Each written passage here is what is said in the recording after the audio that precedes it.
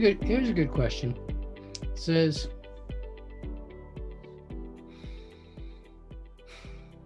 how do I know if you need a mono fruit week, or maybe even more than that, or why would somebody choose to do such a thing or not do such a thing?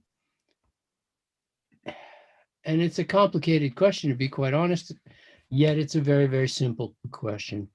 Um, when you feel like things have gotten too complicated, when things are getting out of control, when you're just juggling more than you want to be, when food has lost some of its flavor, when you're spending too much time in the kitchen, when you feel like you need to reboot, when you want to renew your enthusiasm for fruits and vegetables, um, these are all good reasons. When you're seeing that you're not having the energy that you want to have, and you're putting your food's gotten more complicated, you're putting more energy into digesting your food, and all of a sudden you're losing some of the benefits that are so inherent in a diet of fruits and vegetables.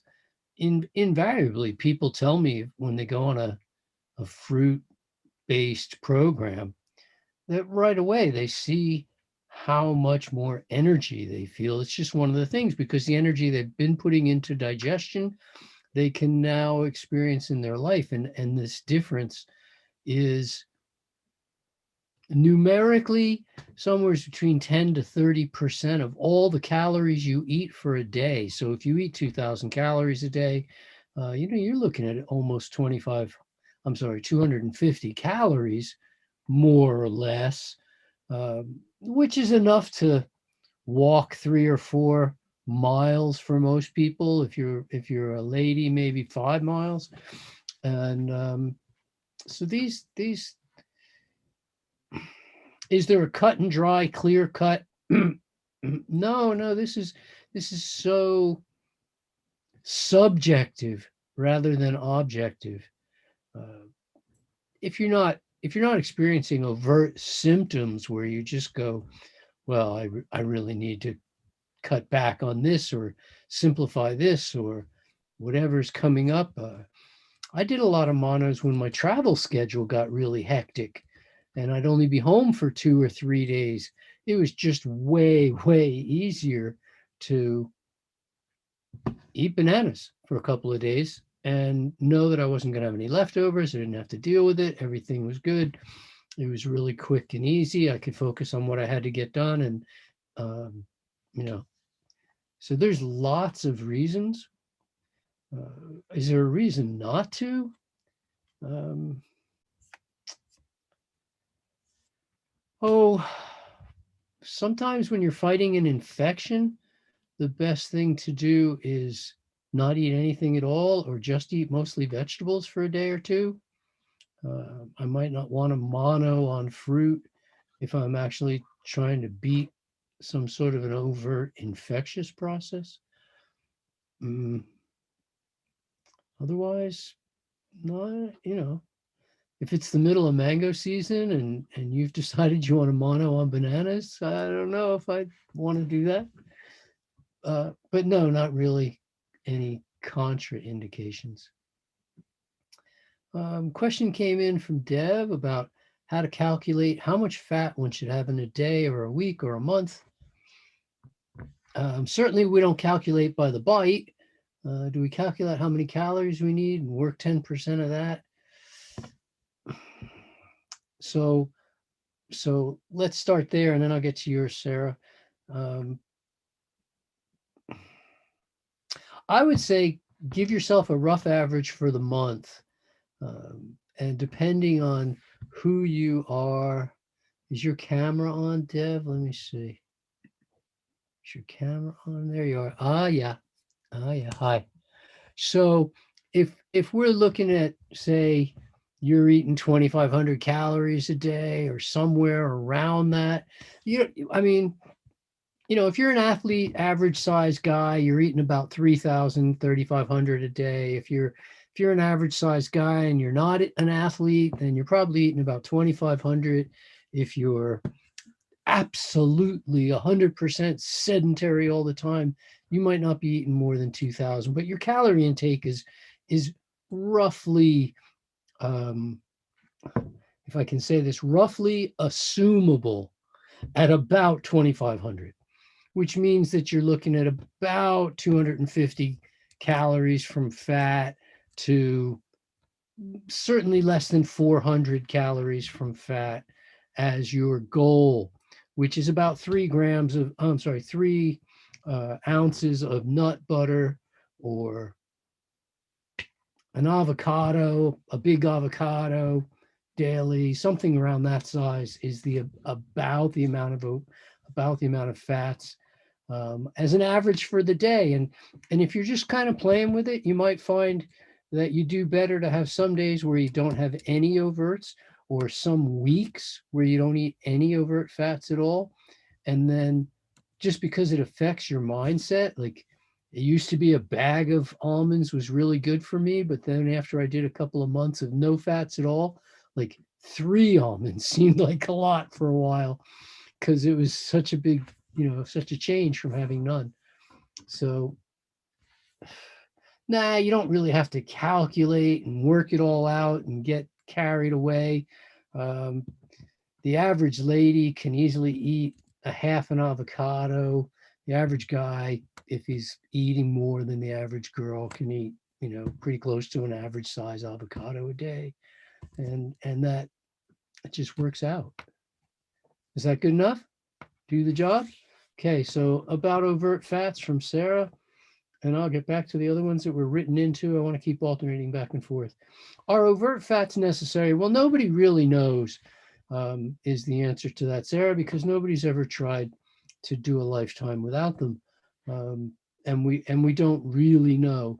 We do know that we enjoy eating some overt fat foods. We know that they're bountiful in the tropics. Yes, a lot of nuts specifically are more temperate zone or northern, farther away from the equator. But there are nuts that grow equatorially, many different kinds, and certainly lots of big seeds and lots of fatty fruits. I mean, almost all the fatty fruits come from warm weather climates. So this should tell us something. All the other primates enjoy eating overtly fatty foods uh, when they have access. And in fact, when they have unlimited access, uh, chimpanzees, for instance, that can open up some of the really hard shell nuts that grow in the tropics, chimpanzees will eat a few of them, but they won't go nuts. They just eat a few. They'll eat a dozen, they'll eat 20, but then they stop. And it's not because they can't keep going, it's just they appear to have had all they wanted, which is um, a pretty relaxed way to go about things. Is there a risk? Well, we don't know. Nobody's ever tried to not eat overt fats for a lifetime. I mean, I've gone many months. I've certainly talked to people that have gone best part of a year. Um, but even overt is sort of an odd concept that we arbitrarily had to create because, you know, is it overt fat in the avocado? Well, to you it is. How about the durian? Is the durian overt fat?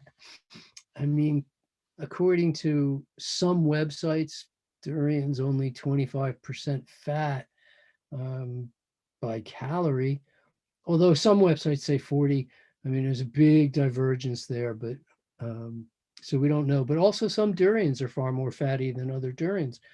Uh, and if durian is overt fat, is champadak overt fat? Where do we draw the line?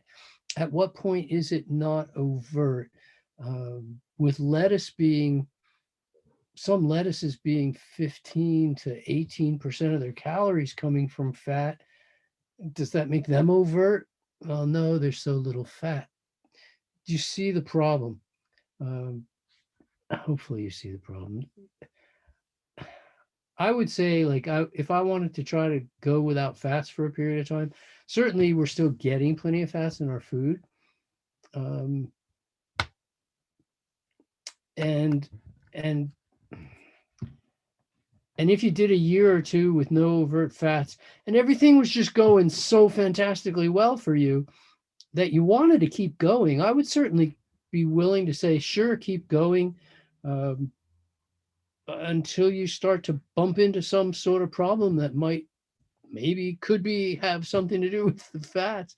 But I certainly have no reason to tell you that you have to eat overt fats. We haven't ever come to that you have to eat nuts or you have to eat seeds or you have to eat fatty fruits of any of the varieties that are available. Um, but I certainly wouldn't say you have to not eat them either.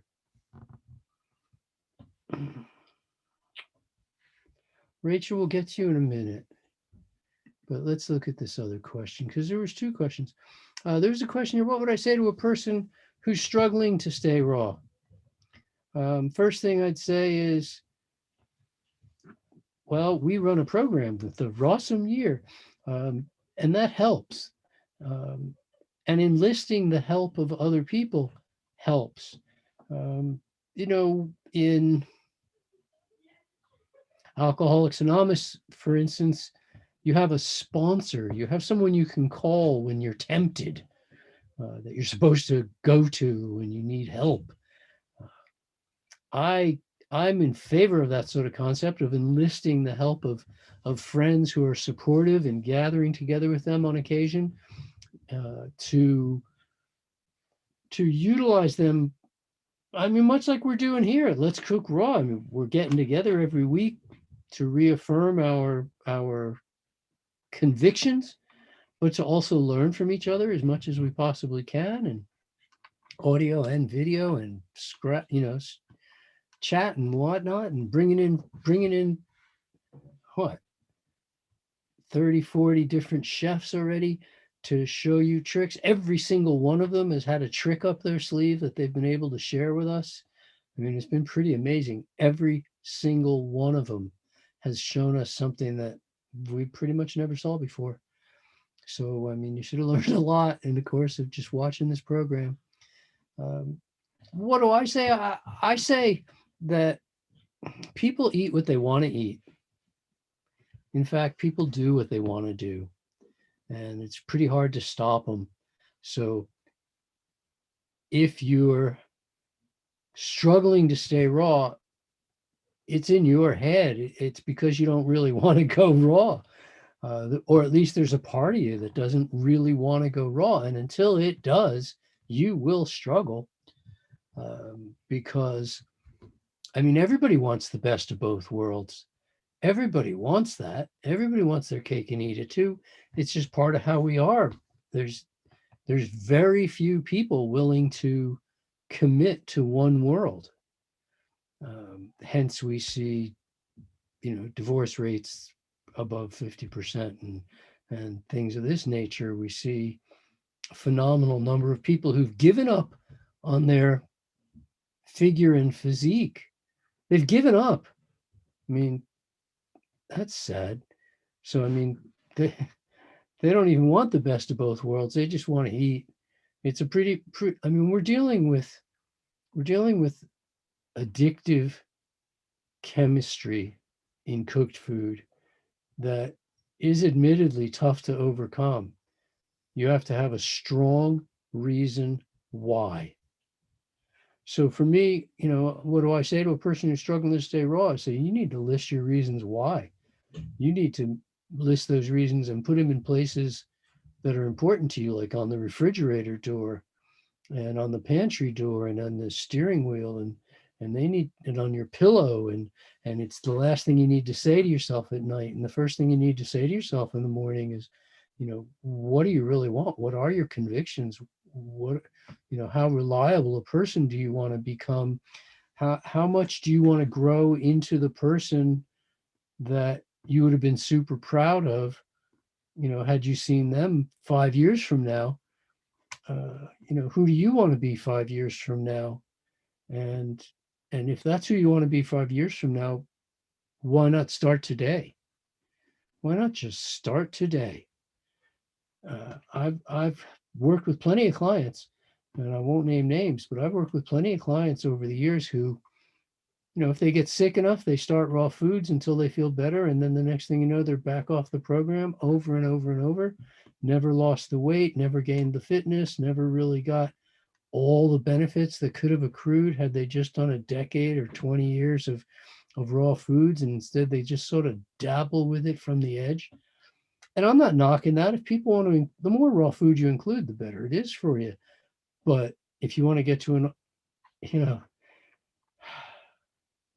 it doesn't matter how many times a frog jump, he isn't going to get to the moon. If you want to get the kind of benefits that come from total commitment, then it takes total commitment.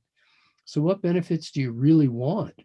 And ask yourself, what do you really want? Because you're going to do whatever it takes to get what you really want. I mean, that's what people do. So if you see yourself eating cooked food, it's because that's what you really want.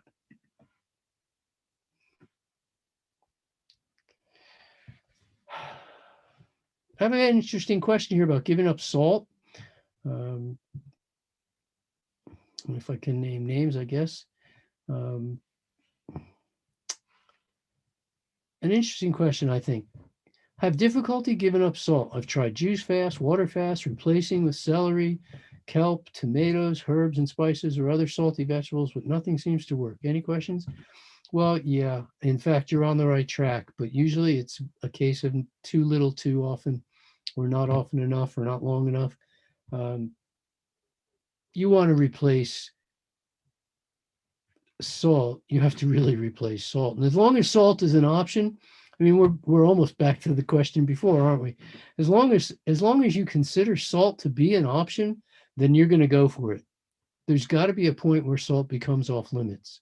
There's got to be a point where cooked food becomes off limits. If cooked food is still on the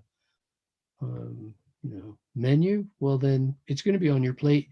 And I'm not judging that. I'm not saying that's wrong. You want to eat cooked food, be my guest. You want to eat salt, be my guest. I'm not going to judge you harshly for doing so.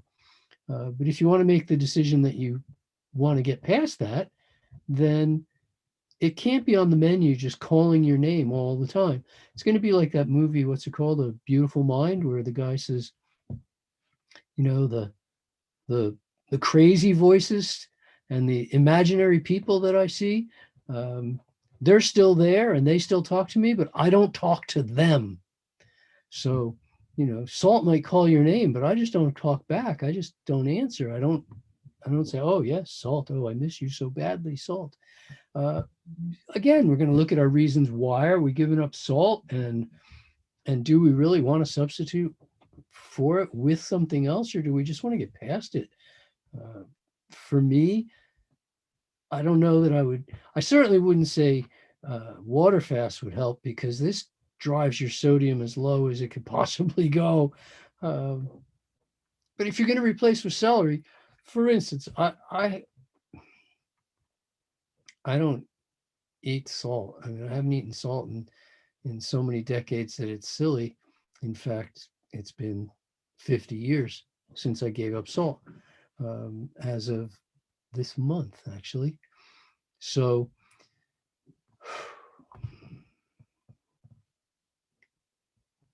but I eat a ton of celery. I don't just eat a little celery. I eat a lot of celery. I easily eat a full bunch of celery every day as an average, because I really like it. I eat a ton of tomatoes. Now, tomatoes aren't a great salt source, but they are a great potassium source, and they do have potassium chloride, which tastes salty. As like, for instance, lemons will also often give you a salty. A lot of people interpret lemony flavors for salty. Typically, what I would say, if you're telling me nothing else works, I would say eat a lot of vegetables. Eat a lot of vegetables, and eat a lot of vegetables for a month, and then get back to me and tell me nothing works. I would say the volume of your vegetable meal or meals for the day wants to be a bigger volume than your volume of fruit for the day. and that I don't have a caloric way of going about this, but you want to be on the high end of vegetable consumption for a while, because this is basically what we're talking about, is like a nutritional bankruptcy, and in order to reestablish um, an account where you have enough sodium reserves to not be craving salt, you you need to eat a lot of vegetables, and you need to do it consistently, because your body is not set up to take on or let off sodium in a hurry. In fact, the hormonal concerns around there being too much salt in your system are classic hormonal in design, in that although maybe 70% of the hormonal influences, the aldosterone influence, um, can right itself in a matter of days to weeks. Uh, you might not fully reestablish aldosterone production after giving up salt for as long as a year. I mean, hormones take time. Anybody who's come off birth control pills and they go, oh, yeah, and the doctor said it was going to be 6 to 9 months before my system really righted itself or re-regulated itself. It's going to be months and months. Well, it's the same true for salt. It's going to take a long, long time. You got to be willing to do that. Apparently, I don't know if you can hear it, but there's a dog fight in my living room. Sorry about that, guys. Uh, Paul, thank you. Happy Father's Day to you too, man. Oh, Rachel, why would I choose vegetables over fruit for fighting infection? It's not that I choose vegetables over fruit. I just don't want my sugar levels to go high, even for short periods of time, which obviously they have to do. I mean, your blood sugar is only good for really minimal amounts of sugar. I don't know if I've ever had you look into it, but I've had other people look in, and it turns out that in your whole 11 pints of blood, you don't even carry 3 to 4 spoonful. I'm hesitant here. I want to say teaspoons, but you carry so little actual sugar in what we call our blood glucose, that if you were to measure it, it's just a couple of teaspoons. So when you eat a banana, which could have, you know, a fair bit of sugar in a banana, a fair bit of glucose, and then you say, oh yeah, and I had 10 of them, and you had 20 grams of glucose in a banana. So you just ate 200 grams of glucose. Uh, you took in more glucose, like maybe 3 or 4 times what's actually in your bloodstream, and it all went into your bloodstream, and hopefully it all had somewhere to go, but it had to travel through your bloodstream. And so for a period of time, your blood glucose goes up, and this works not in favor for many infectious processes. There's a lot of infection processes that are mm, I don't know how to say that, they they don't do well with sugars, right? They flare in now. If you put enough sugar on an infection, sugar also, nothing can live in an infection, in a sugar environment, right? So if you put honey on an infection, it'll work to keep bacteria out, but it also won't let bacteria out. So you have to be a little careful. Not sure if I'm answering that in every way that you want, but if I had an infected thumb, and I was just really trying to beat that infection, I might choose vegetables for a couple of days while I did so, and minimal amounts of fruit, because I want to keep my blood sugar stabilized relatively low rather than occasionally going up and back down. Does that help? I hope it helps. Oh, great question from Emily about cooking foods to increase levels. We have discussed this in my lecture program too, but we'll go over that. There are very few compounds. Okay, we know of almost 1 million compounds that are considered nutrients, and of those, only a few are considered to increase in their availability. When we cook the food, now let's understand, why do they increase? It's not that they suddenly become more bioavailable in and of themselves. It's that the cell walls of the plants are broken down in such a way as to make those substances more available to us, while at the same time some of them are damaged by the exposure to heat. It's kind of like when people tell you, oh, there's more iron in a dried apricot than there is in a fresh one. Well, it depends on what units you use. The amount of iron remains the same, but the water is gone. So if you do it iron by the weight of the product, yeah, there's more iron in a dried apricot, because dried apricot weighs a quarter of what a fresh apricot weighs. But there's not 4 times more iron. There's the same amount of iron. And and to think that, oh, lycopene values increase. Well, first of all, is there any reason for us to think that we need more lycopene than we get in the food we eat? Could it be that Mother Nature has already set up checks and balances in this regard so that we don't get too much lycopene? What happens if you get too much lycopene? Do you end up with diarrhea? Do you end up with, your skin turns yellow? What happens? There's various substances where your body will not like getting more than what we get from whole, fresh, ripe, or organic plants. So I don't buy it at all that some foods need to be cooked to increase levels of compounds, because this is a mindset that I actually talked about last week. Are you worried about your nutrition? We've got no reason to be worrying about nutrition. We've got no reason to be micromanaging our nutrition based on compounds such as lycopene that nobody even heard of not that long ago. I mean, now we're going to I'm going to eat a specific way in order to make sure I get enough lycopene. No, in fact, I want to get more lycopene. Well, how much more? More than what I get when I'm eating 6, 8 tomatoes at dinner time, or watermelon for breakfast, and something else red at lunchtime. I mean, if it's red, it's got lycopene in it. So no, the answer is no.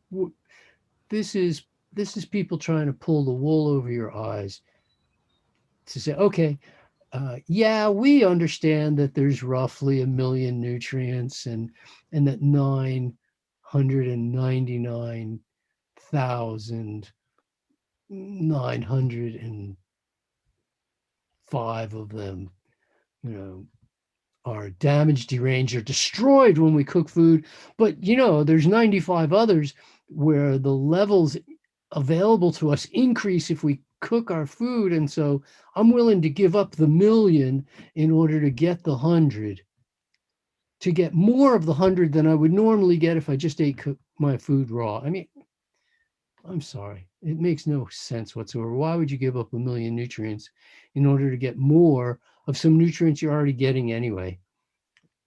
And there's no proof that you need more. You get enough.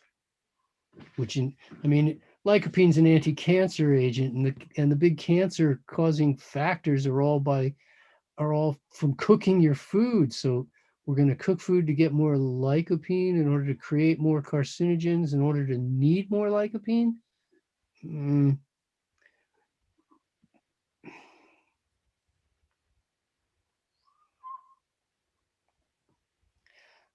Dr. Graham, Yeah, yes.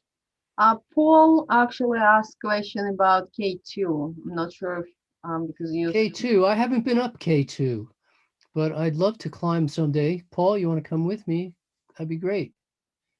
No, you're asking about nutrient K2 probably. We'll get there in a second, okay? Because there's a great question here about special circumstances, and I'd like to say, first of all, that special circumstances aren't so special. Pregnant women, I mean, that's pretty normal. Athletic people, that's pretty normal. Children, that's pretty normal. Nursing for a long time, actually, up until pretty recently, that was considered normal. Um, a lot of women were nursing for big chunks of the middle portion of their life, and weren't worrying about nutritional deficiencies. Is it possible? I mean, I had the lady tell me one time that her two children um, had sucked all the calcium out of her bones, and that was an interesting thing to imagine such a possibility. Uh, that 8 years of nursing or something had, and then I met ladies that have been nursing for 20 years nonstop, and we're not having such issues. And I go, yeah, right. Like if you're active and you're eating well, I still wouldn't be worrying about nutrition, Karen. I would think like, okay, yeah, I'm going to eat well, and I'm going to do the things that result in me holding on to my calcium sufficiently so that it's not all lost in my milk. Um, but it's not cow's milk. It's not rich in calcium. Human milk isn't rich in calcium like cow's milk is. Human milk is rich in magnesium, and it is quite kind of a different situation. So I wouldn't really worry about it. I would take care of my health like you always need to do. I'd still be building strong bones through resistance activities, but beyond that, not so much.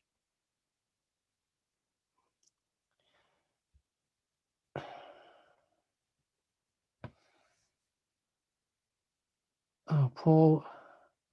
Well, if you get sleepy after meals, it's conceivable that you ate too much sweet fruit. That is certainly a possibility. It's certainly another possibility that you had too much fat the night before, and now the sweet fruit is interacting with last night's fat that you haven't fully processed yet. Or it could be that you're a bit dehydrated. Remember that the sugar requires a fair bit of water, as we see in watermelons. Uh, if you live on just watermelon, you probably still need to drink some water, even all that sugar. And certainly if you live on just bananas, you need to drink some water. So I can't tell you which of those things it is. And some of them are flip sides of the same coin, right? Like too much sweet fruit could just be not enough water for the amount of sweet fruit you ate. So let's look at all different sides of that track and see which side you come to. Feather, you're very, very kind. Very kind. Thank you. Those beautiful words. And I hope you have a beautiful day too. You mean the world to me, Doug. Thank you for all that you bring to my life. Thank you. You're so kind. We've got a long history, and thank you bearing with me.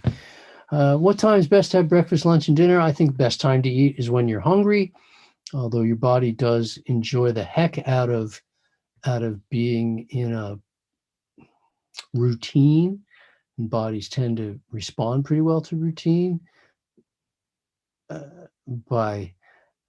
By 11 o'clock in the morning, most mornings my body's going, Doug, man, it's time to eat. And by 4 in the afternoon, it's like, if you don't have some fruit soon, you're not going to be as happy as if you do have some fruit soon. So I'm having a little fruit blend. But for me, I like my meals to hold me at least 4 to 5 hours. I really prefer meals to hold me at least 4 to 5 hours, but I know that not every meal is going to do that. I know that if I eat a watermelon meal, for instance, unless I make it a huge meal, then I'm going to probably be hungry after 3 hours or maybe even less. And I don't think there's a best time. There's people say don't eat late. Let's remember a lot of the nutritional stuff that people talk about is based on the hopeless, trying to come up with rules to beat the hopelessness of eating the standard Western diet and losing the battle to weight gain. I mean, so they come up with all sorts of wackos. Eat when you're hungry, and learn to eat enough so that if you had to guess when your next meal was going to be, that maybe you wouldn't get hungry until about that time.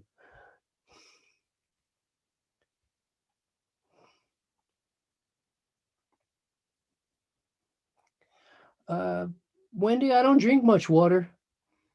I really don't drink much water. What's the best time? I think the best time to drink water is probably before a meal. Take care of your thirst needs before you take care of your calorie needs, as I expressed in the last question about sleepiness. But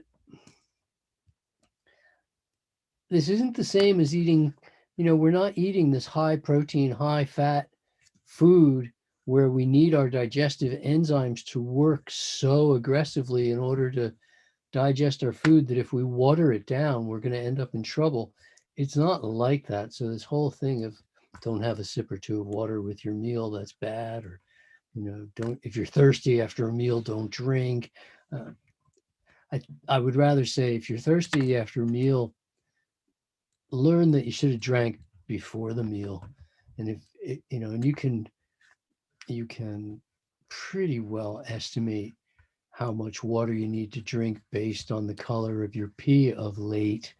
And if it's getting yellower, then you need to drink more water. And whether you're in a cold place like England or not. And I mean, England was pretty hot last week. Last week I was sleeping on top of my bed with windows open, and it was pretty hot last week. This week I'm back to wearing a winter coat. Well, it's the beauty of England. You get 4 seasons every single day. I don't think I can, but botanically we class some nightshade fruits, or what are known as fruity vegetables or vegetable-y fruits, depending on who you talk to. I've never really wanted to say they're good, bad, or indifferent. I'm not thrilled with the taste of raw eggplant, although I can make a few recipes with it. I don't personally do a lot with peppers because there's some places where peppers and I just absolutely don't get along. But that's a personal preference. I really love tomatoes. I've gone long periods of time without eating any tomato. I've gone periods of time where I do. And I've never seen me or anybody else truly show me. And I've had people live with me for 3 months at a time who had given up tomatoes thinking it would help them in some way with their joints or something, and then try them again and not see the flare-ups that they were blaming on tomatoes before. And we don't know if that's valid because maybe their health improved in the interim, and so we couldn't even get valid results when we're doing an experiment of one. Personally, don't eat the nightshade plants. The plants are typically really bad for your nervous system and can be deadly. But I see nothing wrong with eating the fruits, and I don't argue against them or come out against them. Paul, maybe we'll do a virtual K2 climb. I don't know. I'm still climbing. I'm still having fun climbing. We'll see. We'll see. This week I'm going to climb some hills. And again, so Renee says she gets sleepy at noon. Depending on where you live, there's a lot of places in the world where it gets really warm by midday and it's a good time to just rest. Some people don't have the vitality to put in a 14 or 16-hour highly productive day, and they do far better to put in 6 or 8 hours, take a rest, and then put in another 6 or 8 hours.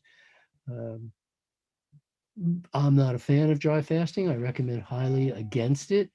But in that dehydrated state, I'd get sleepy too. Let's see. Well, the question about how do I know if I'm really hungry? Hunger is the sign of hunger, like thirst is the sign of thirst. Are there places to feel it? Well, yeah, you're gonna feel hunger somewhere right around here. It's not a stomach sensation; it's a bottom of throat.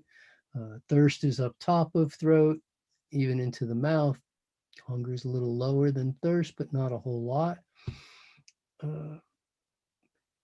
I don't know that it matters whether you're really hungry.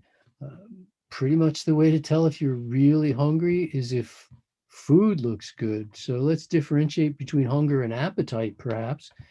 If you have an appetite and it's only for chocolate, well, that's really an addiction. You go, no, lettuce, I'm not hungry for lettuce, I'm hungry for pizza. Well, that's pretty telling. If you're really hungry, anything tastes good, everything tastes good. Lettuce tastes phenomenal when you're hungry. Celery tastes incredible when you're hungry. If you have to work pretty darn hard to titillate your taste buds with sensationalism in raw food prep, in order to be able to muster the appetite to eat what's next, you're probably not that hungry. If you're just like, it's so basic, it's so clear. People who've spent time with me at retreats know that when it's dinner time and I want to eat, I fill up on fruit or fruit juice. Um, Before I get going, I'll eat a lot of fruit, and if I'm still hungry, cucumbers will more than do the job. You don't have to prep them, but if you do, my preference is cucumber noodles. But I don't even need sauce on them.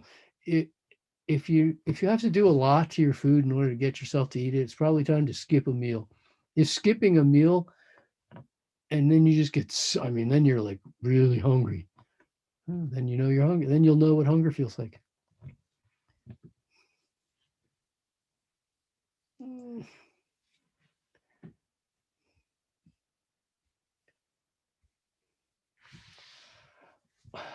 No, Feather, I don't really think you can.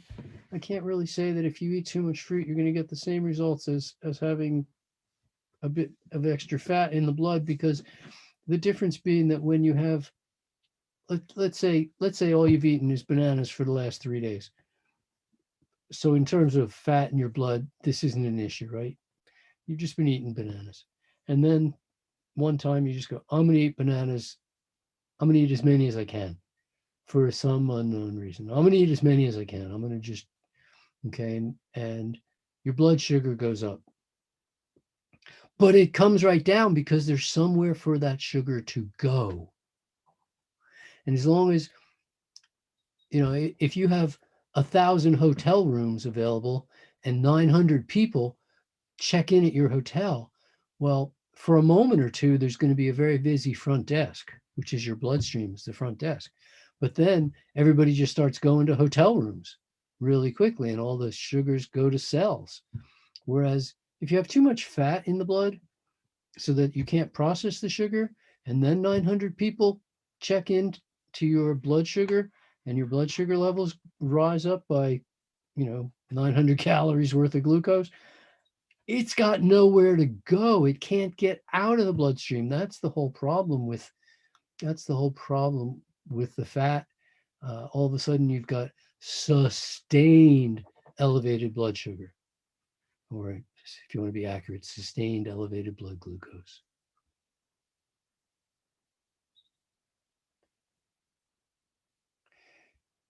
There's no guide available that I know of, Brian. What you have to do is learn about fruit well enough so that I think probably more than most of us know, as I do, that corn and tomatoes, whichever one you want to use as your pick, corn and tomatoes are ripe in Florida in January, and they're ripe in Maine in September, And it took all those months to go all the way up the eastern seaboard with, you can follow the ripe tomatoes all the way up the coast, or all the way up the eastern seaboard, and see what accompanies those things, so you know when what is available when, so and that's pretty easy on the East Coast. The West Coast is a little bit trickier because their citrus season is so different than the Florida season. But most of the other stuff pretty much follows the same pattern. It just goes right up the coast. So California figs are ready a full month or more before Oregon, and then Washington figs. Grapes down in Southern California will come ripe far before the grapes of Canada, or even Washington State. And you can go through the other fruits pretty well, pick it. You know where the hot places are in the country, and so they're, the Texas figs are going to be a little earlier than the Idaho figs. Does that help? Hopefully that helps. Wow, this is fun. I'm having a good time.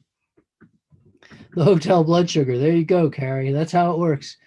There's no room when there's no room in the inn, you got a problem. And there's lots of things that can stop blood sugar from getting into the cells. The first thing is that fat, but the second thing is more fat in the muscles themselves.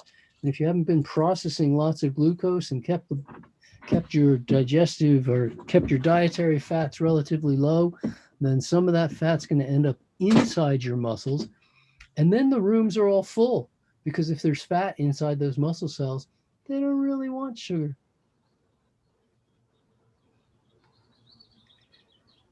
So, Dr. Graham, can we answer one more question, and so we can move to our awesome. Oh, there's so many. But I could do this for hours. This is so much fun. Body composition change, how many calories? Well, yes, Rachel, body composition changes how much calories you need, just kind of like we talked about the other day. If you weigh, and let's go to extremes, all right? I had a lady come to me one time that weighed 50 pounds. So at 50 pounds, for her to walk a mile, takes her about 30 calories. But at 200 pounds, a grown man walking a mile, he could take 100 calories. And that's a sliding scale all the way through. So the more you gain, the more calories it takes to do basic things like roll over. By body composition, you mean like how much muscle you carry compared to how much fat? Sure, if you carry more muscle, muscle's heavier feeders, fat just kind of sits there and waits. It's weight on you, but it does make your exertions more difficult. I had a quickie question, which is about shirataki mushrooms. Shirataki noodles. And no, shirataki noodles aren't raw. They're incredibly heavily processed. I mean, really heavily processed. Yes, they are low calorie and mostly water. They do upset a lot of people's digestion, and they're nothing like remotely close to raw. And probably, I don't know if it's the most relevant, but it's a question I get a lot, is about, I know why too, because, well, I'm not going to tell you the whole history of why. We're out of time in that regard, but in fact, most fruit isn't that much sweeter than it was. I think you'll get a lot of people who tell you that most fruits aren't as sweet as it used to be back in the good old days, when fruit was sweet and fresh and came to the market far riper than it does now. But yes, indeed, there are grapefruit varieties that are sweeter than they used to be. They were inedible without some kind of a sweetener on them. You put honey on them or sugar on them, and no, fruits aren't too sweet. The only way they could, if you have fruit that's sweeter, then you eat a little less of it and you end up just as satisfied as if you'd eaten, if your melon has more sweetness to it, then you eat less melon and you end up with the same amount either way. So no, it's simply not a problem. And in terms of being hybrid, everything's a hybrid. All fruits, all vegetables, all plants all animals, all people, we're all hybrids, and hybrid is just part of how biology works. And I wouldn't fear hybrid or too sweet. Life's supposed to be sweet and juicy. Enjoy the sweet and juicy world of 80-10-10. Enjoy your fruit, folks.